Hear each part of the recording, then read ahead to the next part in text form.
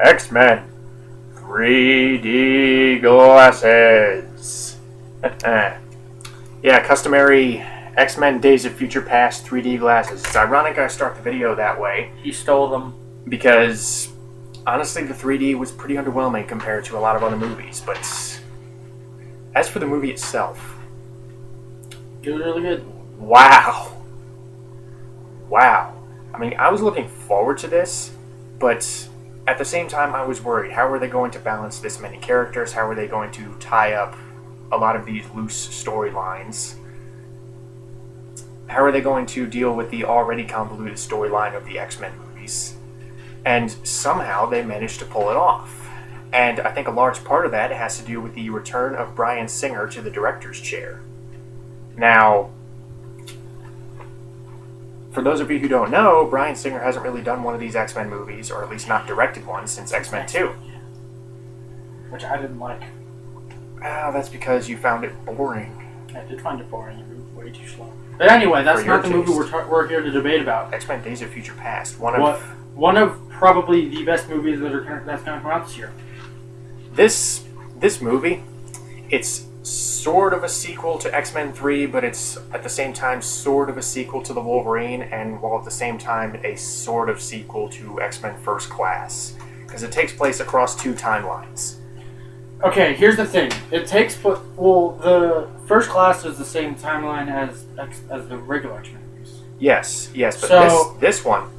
This is a sequel to X-Men 3, where Wolverine goes back to a time period that would take place during a sequel of X-Men First Class. Here's the thing. It's this post-apocalyptic future, okay? Terminator. Yeah, they pull a Terminator. It's very Terminator-esque, right down to how they light the scenes. But basically, humanity, not just mutants, humanity has been pushed to the brink of extinction by these basically hunter-killer robots called Sentinels, these 20-foot tall Terminators. 15, 20 foot tall. I'd say 10. Well, they were 20 foot tall in the past. 10. Anyway, here's so basically not since they were originally programmed by Boulevard Trask to target the X gene. You would think that that would eliminate any need for a contingency plan. However, they started targeting people who would eventually develop the X gene, maybe further down their family line. So, not only did they target those humans, but also they targeted humans who helped the mutants. It was a slaughter, basically the worst war to ever hit the world, befall the planet. I mean, there's wreckage everywhere. It looks like Terminator. It looks like the future from the Terminator movies, or at least the first two Terminator movies. Yeah, Terminator Salvation's future didn't exist. Well, Terminator Salvation honestly looked more like Mad Max, but anyway. So the X-Men, there's not really many mutants left, and what little there are left are either rounded up or just straight up killed. So circumstances have forced Charles Xavier and Magneto, two former friends turned enemies, to once again unite their forces with the remaining X-Men, which include Wolverine, Storm, Blink, Shadowcat, Colossus, Iceman, Kitty Pryde, Pyro. That's Shadowcat. Pyro's not in it. Yeah, he is. No, that's not Pyro. That's Pyro. He looked like a Human Torch. He's Pyro. Pyro can only manipulate fire. Was that Pyro? That was Pyro. That was Pyro. The idiot that just kept shooting fire and not changing and not even moving when they kill him. Whatever. So it's basically they're fighting for their lives, and all of a sudden they get this idea. Oh, and Bishop's there too. They get this idea where hey, why don't we send someone back into the past? Because basically the event that set off this chain reaction that eventually led to this future that takes place after all of the other X-Men movies is Mystique. Sometime far in the past, in the 1970s, back when Trask was still alive, she assassinated him. Yeah, because she realized what he was going to do. He was proposing his Sentinel plans, and in executing him, we can assume that that eventually made him a martyr and actually propelled his Sentinel program to be put into effect. And not only that, but they captured her after she assassinated and used her powers of physical manipulation, of physical adaptation to modify the Sentinels to make them adaptable to any mutant ever. Hence why they're not just these big lumbering machines that they originally were. They're indestructible, basically. Well, not indestructible, because you see several of them get destroyed, but you see basically they're these very flexible looking, almost T-1000 type things. You know those things like with the tiny nails where you press your hand into it and it makes them even different? It looks like that. It's an interesting design because you can still tell that these are Sentinels. Yeah, they're Sentinel based, but they also have kind of the physical textures of Mystique when she's changing. But also, really the only time you see the classic Sentinels is back in the 70s, but we'll get to that. So they devised this plan, but Kitty, Shadowcat, she's only had practice sending someone back maximum a few weeks, maybe a month. So she says, well, I guess we're out of luck. We can't change history because I can't really send someone back that far. 50 years. I mean, their mind would be totally gone. So Wolverine says, well, what if someone was able to bounce back? What if someone was able to heal? So they send him back to his physical form in the 70s, which looks almost exactly the same as he does now, because Wolverine ages very, very, very, very slowly. Anyway. And from there, he tracks down. He has to track down Xavier. Then he has to track down Magneto, and together with those two, they have to stop Mystique and stop the Sentinel program from ever being put into effect. In essence, changing the future from a dystopia to one where or I don't really know if it's a utopia, more of mutant tolerance. So that's the basic gist, and we're not giving anything away here by saying that, because you get that in the trailer. So yeah, it's. And if you know anything about the comic story arc, you know that it was originally Kitty Pryde who was supposed to go back. Yeah, but in this one, it's Wolverine. It's Wolverine. I can tell you why they did that, because of popularity. Marketing. Well, not only that, but Hugh Jackman has infinitely more presence than Ellen Page. Ellen Page. Well, I think she can be good, but I don't really think she can carry something of this magnitude, and Hugh Jackman can, especially since he's basically carried most of the X-Men movies, with the exception of First Class. Or not carried by himself, because X-Men 2 and X-Men 1 were more ensemble. Whatever. He's basically been at the forefront of nearly the whole franchise. So, of course, he's the obvious choice to go back. just like Luke Skywalker was, or Darth Vader was for the original trilogy in Star Wars. So, one thing I really love about this movie is that even though there are some characters who I really wish got more screen time, like Rogue, and other mutants like Older Beast, they do a really good job of balancing the characters that are there. They're written a lot better than the other X-Men movies, in my opinion. And the pace is a lot better as well, I think. This is very fast-paced. It's not very fast-paced, it's just that since they had to get this entire arc... There's a sense of urgency. There's a very much sense of urgency, like you need to get this done now or it is over. Yeah, so what do you think of the acting? I thought the acting was top-notch. The acting was very good all around, I think. Hugh Jackman is still perfect as Wolverine. He's getting older. But you know what? That's to be expected. He still looks fine. Good God, he's still beefy as Jesus Christ. He's still beefy as The Rock. I mean, James McAvoy. He actually gets more juicy material to work with. Awesome in this one.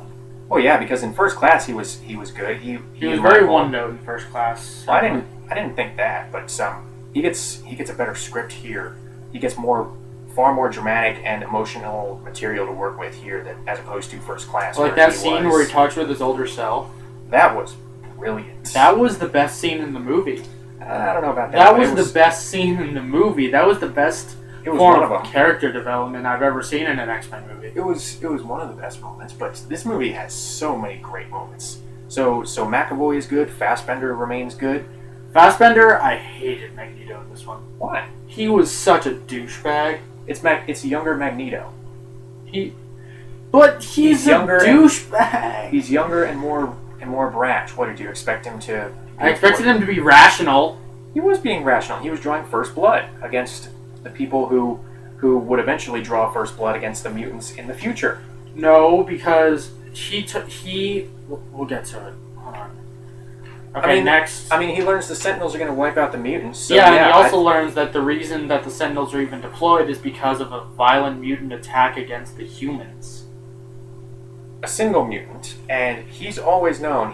Let's not forget, this guy survived Auschwitz. So yeah, I think he's not quite as fleshed out as a character as he was in First Class, but even so, he did not get on my nerves in the least. He got on my nerves. I was still very invested in what he was doing, and yeah, I was obviously rooting against him, but all in all, Fassbender still gave a great performance. I'm not saying he didn't give a good performance. I just hated how he was written.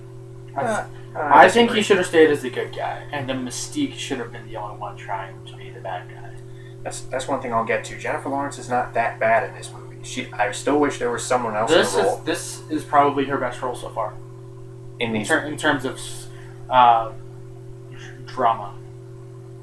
There are many people who would disagree with you over that, but she's certainly a lot better here than she was in First Class. I could not stand her in First Class. That was the young Jennifer Lawrence. Like, when she was brash. Here, you disagree with me on this, but here, she's slowly transitioning. More like... No, shut up. She's slowly transitioning toward what we eventually see with the Rebecca Romijn performance in the original X-Men movie. She's growing more of an attitude. Well, she's growing a little more monosyllabic. Look at my eye. Whatever. So she's a little bit more monosyllabic, and a lot of the time she fights first and asks questions later. I mean, she's definitely more of a woman of action. She doesn't need to ask questions. She just looks fine. Well, what I liked about her in this movie as opposed to First Class is that she's a woman of action here. Whereas in First Class, she was just a whiner. She was a talker. Thank you. Now, what did you think she was supposed to do? And again, she's slowly kind of starting to emulate the Rebecca Romijn version of Mystique, which I like a lot better. So hence, that was one thing that I liked better about Jennifer Lawrence in this movie. And also, she got better material to work with. Again, I agree with that. Better than First Class, especially my favorite scene with her, and it's without any dialogue. My favorite scene with her is when she infiltrates Boulevard Trask's office and she sees the files on all of the Hellfire mutants from First Class, and she's got this tear rolling down her eye, and I'm like, oh my god. First of all, that was dark. That was really dark. We'll get to that in a minute. I like that this movie is pretty dark, but yeah, she was okay in this. Again, not as good as the original Mystique in my opinion, but definitely a lot better than First Class, and it's probably one of the only movies that I've seen Jennifer Lawrence where I can actually stand her, where I've actually gotten invested in what she was doing. Maybe it was the writing, maybe it was because of Bryan Singer's directing. I don't know, but she was improved this time around. And what do you think of the older versions of Xavier and Magneto? Because they were still solid. They were rock solid. Patrick Stewart and Ian McKellen. Well, they were solid as fossils. I'll give them that. No. BAM! Yes. Okay, yeah, but they were really good. I thought he thinks there should have been more of them, but Really I think if the script was fine. The script is perfect in my opinion.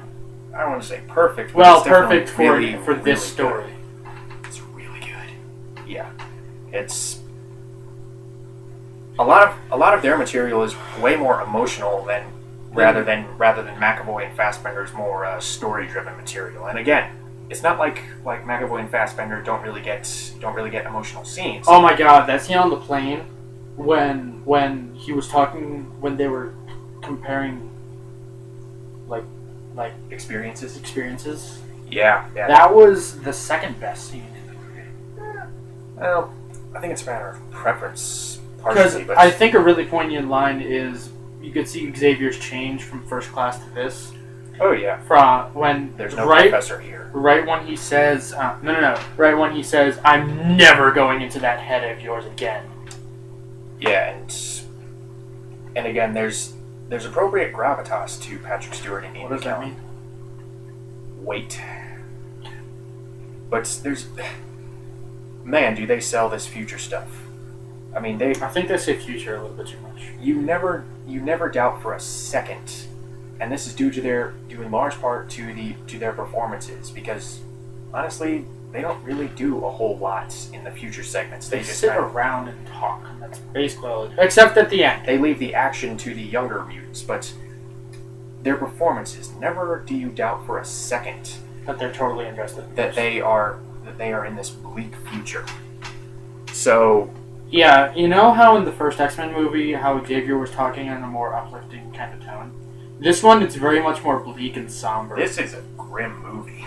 That I think is its greatest downfall, in my opinion. See, you like the Avengers better than this. I like this better than the Avengers. Well, the Avengers is a lot more fun. I have one reason why I don't like this. If they had cut out the scenes where, or at least shortened, or didn't fake you out to make you watch your favorite characters die twice, then I would have liked it a lot more. Because I'm a fan of dark stuff. I like Higurashi, which is probably one of the darkest shows I've ever seen. But I can't take deaths. They're sad. They're too sad for me. Oh, I liked the character deaths, not because I disliked the characters or anything. It's just because They were so cool. well, they were handled pretty well. They were handled. You felt like they had weight to them. Oh yeah, and it's just added to the very dark nature of this future that they have to Because prevent. in the first scene alone, you see You see Iceman get his head chipped off. snapped off. Like he was in his ice form, and he was like, Yeah. and then you see the head rolling on the ground. Yeah. Good God, this movie is pretty close to an R. If it had more blood, I If mean, I they think weren't like crystallized or they something. ripped Colossus in half. That was so morbid. I hated that. Oh, I was like, yeah. They were like pulling his arms, and the other one was pulling his legs, and he was like, "Ugh." Yeah. It's granted.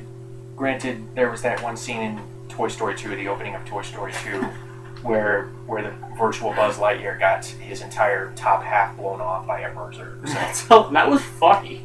well, here, yeah. That was for comedy. Well, I liked the fact that we finally come this far in technology, be it computer generated effects. And I'm not saying this is a completely effects driven movie. You do care about these characters and you do care about the story beyond the effects, but we're finally at that point where we can really show off these mutants in their full potential. You see Blink doing her mutant power. You see Bishop. You see Iceman doing the ice slide. You see Colossus beating the crap out of the Sentinels. Beating the crap out of wouldn't be the first adjective for it. Well, he's also getting his butt handed to him at several points because they can adapt. They adapt to Colossus's armor, and then he gets his balls rocked. But you see, we're finally at that point where we can really cut loose with these powers. And it doesn't feel wasted because we are at that point. They are at the end of the line. This is their last ditch effort to defend themselves. So it feels earned, them really cutting loose with the powers. Then again, they still die. All of them. Magneto dies. Dies. How cool was that one scene where he lifted the X-Jet and Storm infused it with electricity? No, she didn't infuse it. She made it blow up. Well, yeah, I know, but And then she used the shrapnel from the explosion to destroy a lot of the things. even so, Halle Berry is good in this movie. She doesn't really get much to do, but she's good when she's there. And most she does is electrocute some guys and then get stabbed and thrown off a cliff. Again, she doesn't really have much to do, but she sells it. Man, I gotta say, I would jump off a cliff for her. BAM! Okay, that was gross. Yeah. I was trying to come up with something better. Anyway, You're gonna get mean comments. good. I love making those jokes. They're so funny. Okay, so what'd you think of Quicksilver? Evan Peters is Quicksilver. Yeah! He did not get nearly enough to do. He would have been so useful in that final scene. He was. He would have been the solution to the problem. Good God, I was laughing so hard. Despite how bleak this movie is, this movie does make you laugh. And the thing is, the tone does not feel jarring. They don't shift between tones willy-nilly. I mean, when you laugh, it feels earned. When they get into heavier stuff like mutants being killed off, it feels earned. The Quicksilver stuff was some of the funniest stuff in the movie. There was this one scene where they were in a circular room, like 100 floors underground. Quicksilver. Now don't. Let's just say Quicksilver finds some very creative ways to take out some agents. And here's the thing. The Flash TV show, if the Flash TV show does not do something Similar to that? At least to the caliber that they handle Quicksilver in this movie, They'll be so disappointing. I mean, granted, I understand that this is a multi-million-dollar blockbuster and The Flash is a TV show, but still, Quicksilver is basically The Flash. Except for X-Men. And Evan Peters does a good job. He is very charismatic in this movie. He delivers. Is the funniest person in this movie. I mean, he delivers a lot of the lines with a lot of charisma. He delivers them with a lot of comedic timing. He has really good comedic timing. Like, Whiplash. Well, to your next you don't get Whiplash. What? Whiplash. Yeah. The effects, and then like he goes into the elevator, and then the guy finds him, and he's like... The effects, like I said, are great. I mean, they're what you would expect, and they're not like X-Men Origins level where obviously money was spent on them, but it didn't really matter. The effects were still crap. But the effects here are appropriately epic. They are appropriately grand scale. They feel, in the post-apocalyptic future, you definitely feel like their powers have grown. Oh yeah, it's because several years later. They've grown older, they've grown more experienced, and they've grown a lot more desperate. So they've had to use their powers much more liberally. And how creative was Blink in terms of how they utilized her? She didn't really have much of a character. Well, yeah. Okay, here's the thing. She had the power of the portal gun. Yeah, she could make these portals appear. She basically had to think of portal puzzles on the fly. That's basically what she did. And again, very creative way to utilize them in action scenes. Especially with the combination of Blink and Colossus. So, I really hope we see more of her in X-Men Apocalypse. I really hope we see more of Bishop in X-Men Apocalypse, because I liked Bishop. I really hope we see more of these other mutants. Billy. Yeah, so I Scout's back. I thought the story flowed very well. I thought it took some pretty bold moves. I like how it tied back to other movies, like Stryker, the character of Stryker. That I felt was a little bit forced, to be honest. Oh, I didn't think so. I think it fit in quite nicely. Yeah, you could argue that, well, it's a pretty big coincidence that he happens to be with one of the X-Men's greatest enemies. But here's the thing. From a narrative perspective, I can now see why he was so, or one of the reasons why he was so dead set against mutants in X-Men 2, because he was following, well, there was the motivation they provided for him in the second movie with his son and whatnot, but also he was kind of following in the style of Trask in this movie, which, by the way, Peter Dinklage is pretty good as Trask. Pretty good. I liked him, yeah. He was my second favorite actor. Well, here's the thing. They don't really give him as much depth or as much of a sympathetic edge as they did with Stryker in X-Men 2. I didn't like Stryker. But the thing is, the way that Dinklage plays it, and he plays it straight, which is kind of funny. He plays it very straight. He plays it very diplomatic. He never goes over the top. And the thing is, I'm surprised he didn't yell. He addressed one of the issues from X-Men First Class, which is mutants at the Cuban Missile Crisis. So yeah, it does stand to reason that at least someone would just by the way.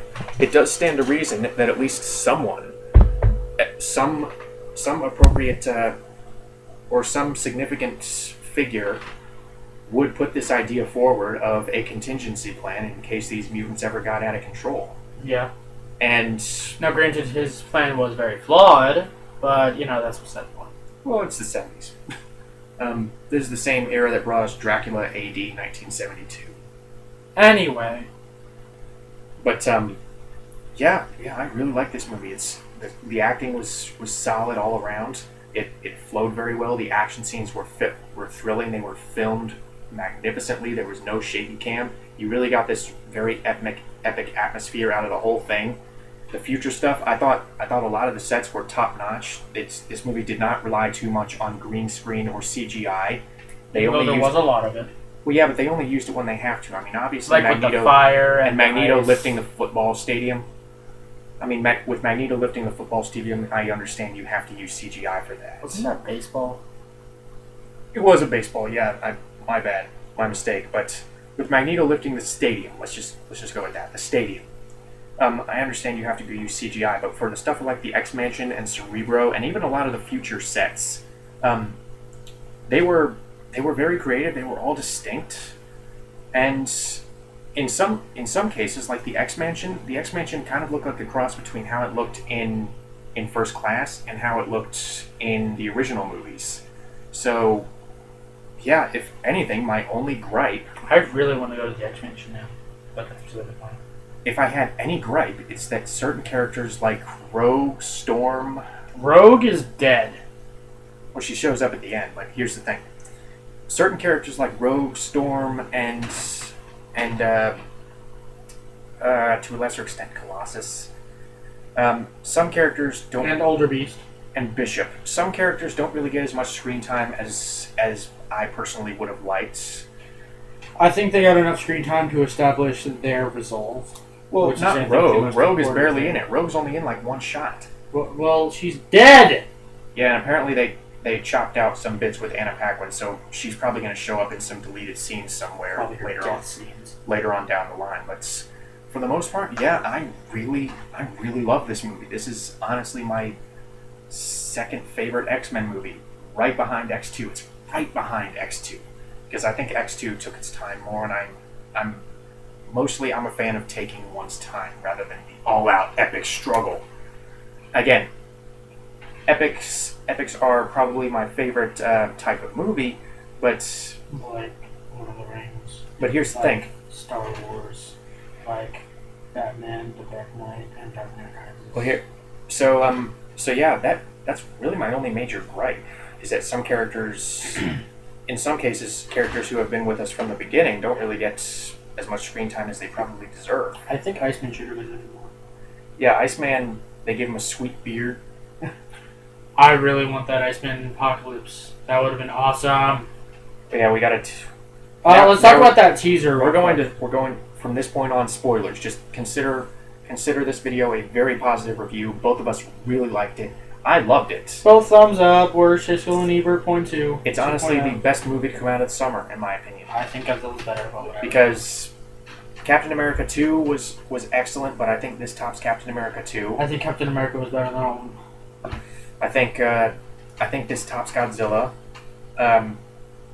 Again, both of them are very good movies, but I just like this one better. Maybe it has something to do with the fact that I grew up loving the X-Men, but You grew up loving Godzilla. yeah, but I don't really think. I think this was a better tribute to the X-Men movies than the Gareth Edwards Godzilla was to the Godzilla movies. Again, Gareth Edwards Godzilla is very good, but All right. But I just like this one better. What? We can have this conversation later. So spoilers. This basically fixes. Okay, first of all, It fixes everything. That was fucked up with the series. no. Here's the thing. It pulls a Star Trek. Yeah. It pulls a Star. You know how in the Star. Don't you dare say they say splits the timeline. No, here's the thing. You know how in the J.J. Abrams Star Trek, when Spock and Nero came back in time through the black hole, I think it was, and inadvertently changed the entire history of Trek, aside from maybe Enterprise. But you know how people were kind of pissed about that because you are essentially erasing you are essentially nullifying years of Trek lore. This basically does that for the X-Men movies. No, it doesn't. Well, it doesn't really erase it because here's the thing: they change the future, and here's at some point you have to. Can I say something? No, hang on. At some point you have to wonder: did Brian's? Here's how I think this movie should have gone. I mean, if you're watching a very abridged version of this movie in comparison to The Last Stand, this is basically Bryan Singer going up to Brett Ratner and saying, "You broke my franchise, you moron, and I'm going to fix it." Because that's basically what he does. They fixed the X-Men movies. The later ones. You know how Captain America 2 basically nullified everything you knew about the Marvel series? Shield? Yeah. You know that? Yeah, I think that's kind of what they did here, because it basically made all three of the X-Men trilogy, it made it so that it didn't happen. No, it didn't. Yeah? Because it still takes place in 2023. Yeah, but that doesn't mean that those events happened. That is true, but... So, if anything, X-Men Origins still exists. And First Class. And First Class still exists. Applies to this timeline. This timeline. And, well... Yeah, nothing else. Here's... Because number one, Jean is still alive at the end. Cyclops. Scott is still alive at the end. Beast is alive. Which I really enjoyed the cameos by... Rogue has her powers, I believe. Well, it's implied. It's implied that she has her powers. Especially since the cure did not work on Magneto in X-Men 3. Magneto wasn't seeing it. I'm assuming he got killed because they said before he was like, if you let them have me, I'm as good as dead. Yeah, they didn't let him have him. Yeah, but no. Yeah, they did. They didn't do anything to stop it. They didn't do anything to stop them. So they didn't do anything to stop Magneto from running away. Yeah, but I'm assuming they're implying that he did eventually get caught because I don't think that's what that implied. Okay, I'm assuming that he at least got caught. Because number one, he's nowhere to be seen. Number two, he's not friends with Charles. Well, he was nowhere to be seen in the end credits. That's not to say that he's not. Yeah, but I'm assuming. Well, you assume all you want. That's not the vibe I got. Because you don't feel like there's anything wrong in that universe anymore. At least not at that point. Yeah, because it doesn't seem like there was any consequences that might have happened in X-Men 1, where Magneto tried to kill everyone by accident. Well, I don't really think we need to go too in depth into it. The point is, everything's changed now. Cyclops is still alive. And again, I enjoyed the cameos by James Marsden, Famke Janssen, Kelsey Grammer still as the Perfect Beast. Although he only got one line. It was a funny line. It was a funny line, yeah. But I wish they had stuck with this design from X-Men 3. Well, they had to make it closer to this timeline's Beast. Why couldn't they whatever. So yeah, really, really solid cameos, I think. Yeah, pretty good cameos. Another thing is when we stayed till after the end, or I had to force him to stay till after the end credits. I had to pee. You were like, I have to go to the bathroom. I did have to pee. And I said, well, so do I, but I'm not going to miss this. I'm staying till the end credits. You know they're going to put something at the end. Yeah, and it was basically a teaser for X-Men Apocalypse. It showed a pale guy with red eyes who looks kind of like Aaron Taylor Johnson. Who was building the pyramids. He was assembling the pyramids. And you know what? They were made of Lego pieces. That's what they look like. Gold bricks. Oh, maybe they ran out of money on the effects budget. I don't know. But here's the thing. This is one of the best movies, if not the best movie I've seen all year. I had a blast watching this movie. It's the third best movie I've seen all year. While at the same time, it was not just mindless action. This is a complicated story if you think about it. This is an action movie with real emotional impact, real dramatic resonance. Very memorable characters, a story that actually flows, and it doesn't try to overstuff itself with ideas. And if anything, it uses past ideas set up previously in the franchise to its advantage. So I was shocked at how much I liked this movie.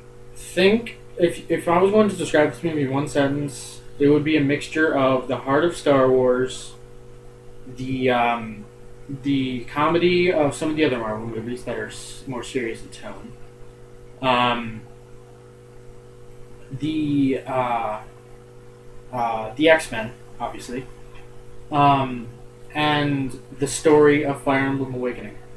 Yeah. Well, Well, You the would story know- concept. you would know more about Fire Element. It's another future past. How about that? Oh, Anyway, that's about it. It's a great movie. There is absolutely there is some stuff wrong with it. What was the plot hole you said? Plot hole. Plot hole. They never really explained how Wolverine got his adamantium claws back in the future. Because remember, at the end of The Wolverine, he was just bone claws. I assume they did something to give the adamantium claws back to him. Okay, well, how about this? What if... Okay, here's just a fan theory, but what if the Wolverine... What if Magneto stretched his metal from his skeleton onto his claws again? What if the Wolverine takes place in the new timeline? I don't believe that, because the Wolverine leads up to future past. What doesn't? Yes, it does, at the end credits scene, where he's approached by Xavier and Magneto. That's the end... That's a teaser. It doesn't necessarily have to be in It's that part story. of the movie.